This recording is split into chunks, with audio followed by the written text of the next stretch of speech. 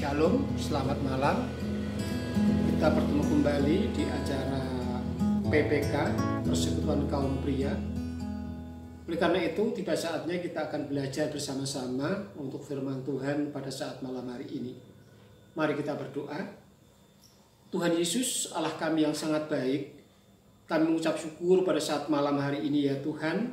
Engkau sudah pertemukan kami secara online dengan saudara-saudara kami seiman kaum pria. Kami boleh melakukan segala sesuatu selama sehari. Tuhan sudah menolong, Tuhan sudah memberkati. Dan tiba saatnya kami akan belajar bersama-sama tentang kebenaran firman Tuhan. Karena itu mohon Tuhan campur tangan di dalam firman Tuhan ini. Tuhan yang berfirman, Tuhan yang memberkati kami. Di dalam nama Tuhan kami Yesus Kristus kami berdoa dan kami mengucap syukur. Haleluya. Amin. Ya, saudaraku kaum pria yang dikasihi Tuhan, kita akan belajar bersama-sama tentang kebenaran firman Tuhan. Firman Tuhan pada saat malam hari ini kita ambil dalam Amsal pasal yang pertama ayat yang ke-7. Saya di sini memberi judul Tetaplah Mengandalkan Tuhan. Saya akan baca Amsal 1 ayat yang ke-7 yang berkata demikian. Takut akan Tuhan adalah permulaan pengetahuan, tetapi orang bodoh menghina hikmat dan didikan. Saudaraku yang kasih Tuhan, kalau kita memperhatikan situasi saat sekarang, ini situasi yang membuat semua orang takut, bukan hanya secara kita pribadi, tetapi global, mendunia. Di mana-mana terjadi tentang COVID, yaitu tentang corona, yang mengakibatkan banyak orang yang takut. Kalau kita memperhatikan berita di media massa atau mungkin di Facebook saudara atau di YouTube dan lain sebagainya, saudaraku, itulah berita-berita yang menakutkan tentang bagaimana saat-saat sekarang peningkatan secara drastis gitu ya, secara cepat, bagaimana COVID menjalar bahkan di luar dugaan kita. Itu terjadi di negara kita, khususnya di Semarang. Banyak orang-orang yang terpapar tentang COVID itu, yang mengakibatkan banyak orang takut, banyak orang gelisah, banyak orang bagaimana ini, dan menjadikan banyak perusahaan-perusahaan yang gulung tikar disebabkan oleh karena COVID ini. Sebetulnya ini bukan bukan kehendak kita terjadi seperti ini. Kita menganggur, kita tidak bekerja oleh karena situasi yang terjadi. Harus diistirahatkan karena perusahaan tidak berjalan dengan baik, sehingga kita harus istirahat, tidak bekerja. Padahal setiap hari kita harus perlu makan, minum, dan lain sebagainya untuk keperluan kehidupan kita bersama keluarga. Oleh karena itu, maka terjadi berbagai macam peristiwa-peristiwa, muncul kejahatan, banyak begal, mungkin penipuan-penipuan, bisnis ilegal, dan lain sebagainya.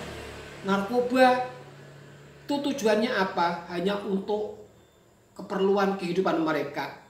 Dikarenakan mereka harus makan, mereka harus memelihara keluarga, sementara dia harus diistirahatkan dari perusahaan karena dampak dari COVID ini. Ini tidak terjadi di dalam satu kota, tapi di beberapa tempat terjadi seperti itu. Saudaraku yang kasih Tuhan, bagaimana? Kok orang-orang sampai melakukan hal-hal yang menyimpang daripada kebenaran firman Tuhan? Karena mereka mengikuti nasihat orang-orang berdosa. Kalau kita lihat di dalam Amsal 1 ayat yang ke-10 dan ke-13, saya bacakan untuk saudara. Amsal 1 ayat 10 dan 13 yang berkata demikian. Hai anakku, jikalau orang berdosa hendak membujuk engkau, janganlah engkau menurut. Nah, orang berdosa membujuk engkau. Tentu saja yang dimaksud di sini orang berdosa adalah orang-orang di luar Tuhan. Ya, memang semua orang itu berdosa. Tapi kita sebagai anak-anak Tuhan boleh dikatakan anak-anak yang sudah ditebus oleh darah Kristus. Orang-orang berdosa adalah orang-orang di luar kita yang melakukan kejahatan-kejahatan. Di sini apabila mereka membujuk engkau, janganlah engkau menurut. Nah, tentu saja kalau orang-orang yang seperti itu bujukannya bukan bujukan yang baik. Karena kita anak-anak Tuhan harus kita ingat bahwa kita itu orang-orang percaya. Jangan sampai kita lengah oleh bujukan-bujukan mereka yang mencari keuntungan secepat begitu ya. Yang melanggar akan kebenaran firman Tuhan. Padahal kita ingat kita adalah anak-anak Tuhan. Kalau kita menuruti bujukan mereka, kita akan terjerumus, kita akan ikut jejak mereka. Dan juga ayat 13 yang berkata, kita akan mendapat berbagai benda yang berharga. Kita akan memenuhi rumah kita dengan barang rampasan. Nah itu, bujukannya orang jahat itu seperti itu, cari jalan pintas. Ingin mencari kekayaan, ingin mencari penghasilan, dengan cara apa? Dengan cara merampok, dengan cara membegal, dengan cara bisnis ilegal, narkoba, dan lain sebagainya. Itu jalannya orang berdosa. Kalau kita ingat tentang nasihat firman Tuhan, jangan sampai kita mengikuti jejak mereka. Karena mereka adalah orang-orang berdosa yang memang kesempatan seperti ini tepat sekali begitu ya. Kita menganggur, kita tidak punya uang, kita perlu untuk kebutuhan kehidupan keluarga kita. Mereka mengajak kita begitu sehingga kita mengikuti jejak mereka. Jangan sampai kita tergiur oleh bujukan-bujukan orang-orang berdosa itu. Karena kita adalah anak-anak Tuhan yang sudah ditebus dari darah domba Allah, yaitu dari darah Tuhan kita Yesus Kristus. Terus bagaimana sikap kita sebagai anak-anak Tuhan untuk menyikapi saat-saat sekarang di masa pandemi ini? Pertama adalah di sini dikatakan bersyukur. Bersyukur adalah bagian dari firman Tuhan. Karena dengan hati bersyukur, hati kita membuat hati kita damai, hati kita sejahtera, imun kita naik begitu ya. Sehingga kalau di mana-mana terjadi COVID, kalau kita bersyukur itu artinya hati kita senang, hati kita bahagia. Kalau kita memperhatikan kehidupan saat sekarang, orang berkata kalau supaya kita itu tidak mudah terserang oleh COVID itu, diantaranya hati kita bahagia dengan bersyukur, dengan hati senang, dengan penuh sukacita, imun kita naik, jadinya kita tidak mudah tertular. Itu bagian dari usaha supaya kita tetap sehat. Karena apa kita bersyukur? Kita baca di dalam Roma pasal yang ke-8 ayat yang ke-28, kita buka. Kita tahu sekarang bahwa Allah turut bekerja dalam segala sesuatu untuk mendatangkan kebaikan bagi mereka yang mengasihi Dia, yaitu bagi mereka yang terpanggil sesuai dengan rencana Allah. Kita bersyukur. Di samping kita sebagai anak-anak Tuhan, kehidupan kita yang akan datang sudah Tuhan jamin. Kita adalah orang-orang yang sudah diselamatkan.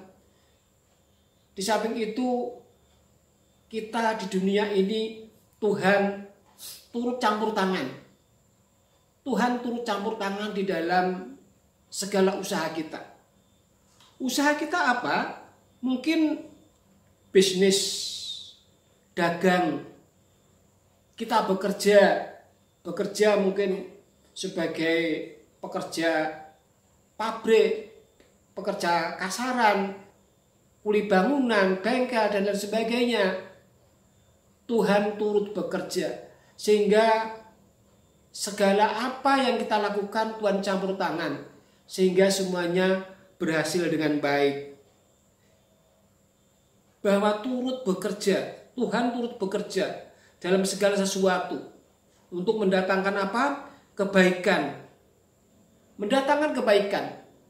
Umpama di dalam usaha kita, di dalam pekerjaan kita mengalami sesuatu yang mungkin dirasa sulit, tetapi karena Tuhan campur tangan, segala sesuatu yang kita kerjakan berhasil dengan baik.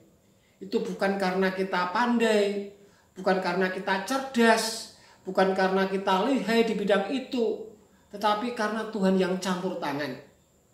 Karena kalau Tuhan campur tangan, apa sih yang sulit bagi Tuhan?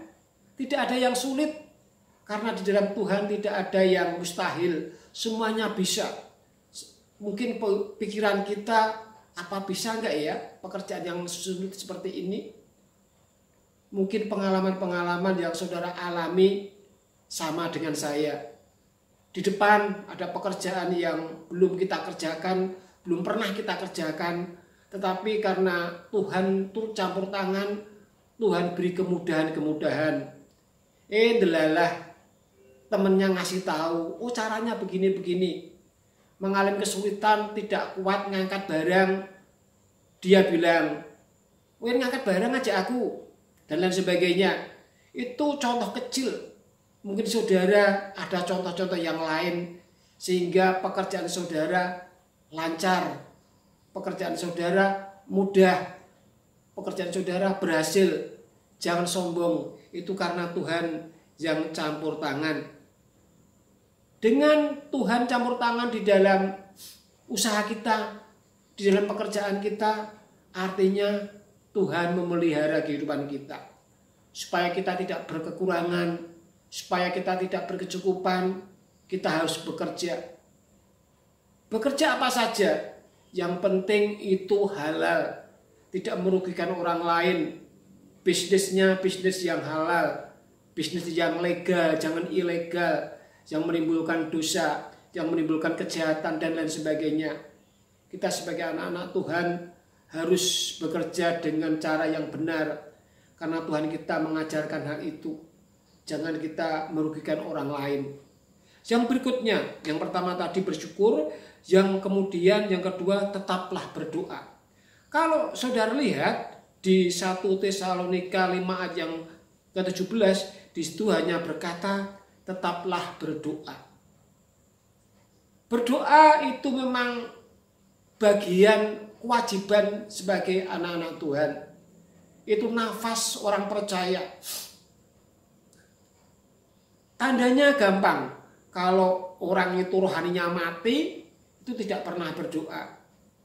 Karena orang yang mati itu tidak bernafas. Kalau saudara tidak pernah berdoa, artinya saudara mati. Nah, tetaplah berdoa. Saudaraku yang dikasihi Tuhan, kalau kita lihat di dalam Yakobus 1 ayat yang ketiga, di sini yang jelas dikatakan bahwa kita jangan sampai salah langkah begitu ya. Saya bukan di Yakobus, mungkin di ayat yang lain. Supaya kita ketika kita berdoa jangan sampai salah langkah. Karena langkahnya orang yang ingin memuaskan hawa nafsu itu berdoanya minta Tuhan supaya memberkati, dan berkat-berkat itu untuk kepentingan pribadi, untuk memuaskan hawa nafsu. Itu yang Tuhan tidak berkenan. Kalau kita salah langkah ketika kita berdoa, kita hanya mendapatkan kita tidak mendapatkan apa-apa karena kita salah di dalam memohon kepada Tuhan untuk memuaskan hawa nafsu. Nah, saudaraku yang dikasihi Tuhan, kita sebagai anak-anak Tuhan jangan sampai ketika kita berdoa kepada Tuhan kita minta kepada Tuhan hanya untuk kepentingan jasmaniah, untuk kepentingan hawa nafsu, kepingin memuaskan hawa nafsu. Kalau saya diberkati Tuhan, kalau saya berdoa, doa saya dijawab Tuhan, saya ingin hal-hal yang tidak berkenan di hati Tuhan. Kita akan makan sepuas-puasnya, kita akan melakukan hal-hal yang menyimpang daripada kebenaran firman Tuhan. Itu soal duniawi. Tapi bagi kita sebagai anak Tuhan, ketika kita berdoa dengan doa yang benar, supaya berkat-berkat Tuhan itu benar-benar mengalir dalam kehidupan kita. Yang kedua, tetaplah berdoa. Yang ketiga di sini adalah mau menerima didikan. Sebagai anak Tuhan, jangan sampai kita mengabaikan akan didikan. Didikan itu pertama-tama dari Tuhan, firman Tuhan, dan juga orang tua kita. Pertama-tama adalah dari Tuhan, yang kedua adalah orang tua kita. Kita lihat di dalam Amsal, pasalnya yang ke-1, kita kembali ke Amsal tadi. Amsal yang ke-1, ayatnya yang ke-8. Hai anakku, dengarkanlah didikan ayahmu, dan jangan menyia-nyiakan ajaran ibumu. Penting ini saudaraku yang kasih Tuhan, supaya kita mau menerima didikan dari orang tua kita. Orang tua kita adalah wakil daripada Tuhan yang kelihatan. Kalau Tuhan berfirman melalui Alkitab, melalui Injil, tapi orang tua secara lisan langsung, supaya kita mendengarkan akan didikan orang tua. Jangan menyia-nyiakan ajaran ayah dan ibumu. Itu nasihat firman Tuhan. Ajaran firman Tuhan melalui didikan itu, Amsal 1 ayat 3 sampai yang ke-4 yang berkata demikian. Untuk menerima didikan yang menjadikan pandai. Nah, orang tua kalau kita perhatikan, tidak mungkin orang tua itu mengarahkan hal-hal yang tidak baik. Pasti orang tua mengajarkan hal-hal yang baik supaya membuat orang itu pandai, supaya juga kita hidup benar, menjadikan pandai serta kebenaran, keadilan dan kejujuran. Kebenaran, hidup benar, itu firman Tuhan, dan hidup adil dan juga mempunyai sikap yang jujur.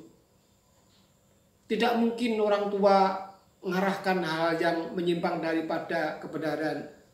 Walaupun orang tua itu jahat, walaupun orang tua itu dilihat dari hal-hal di luar penjahat dan lain sebagainya, pasti untuk mengajar anaknya untuk hidup baik, untuk hidup benar, untuk hidup menjadi orang yang jujur. Yang juga ayat yang keempat, untuk memberikan kecerdasan kepada orang yang tak berpengalaman. Membuat orang itu cerdas, menjadi orang itu bijaksana. Nah, saudaraku ini yang dikasih Tuhan, biarlah firman Tuhan ini menjadikan kita saat-saat sekarang, di saat menghadapi situasi yang menakutkan ini, supaya kita yang pertama adalah bersyukur. Yang kedua, selalu berdoa, tetaplah berdoa. Karena berdoa itulah adalah nafas daripada iman kita, nafas daripada orang Kristen, orang yang percaya kepada Tuhan harus berdoa. Itu bagian dari kewajiban kita. Yang ketiga, mau menerima didikan. Mau menerima didikan pertama-tama dari firman Tuhan, yang kedua dari orang tua kita. Kiranya firman Tuhan ini menjadi berkat bagi kita semua, dan kami akhiri. Haleluya. Amin. Mari kita berdoa. Tuhan Yesus yang kami sembah, kami mengucap syukur pada saat malam hari ini. Kami sudah mendengarkan kebenaran firman Tuhan.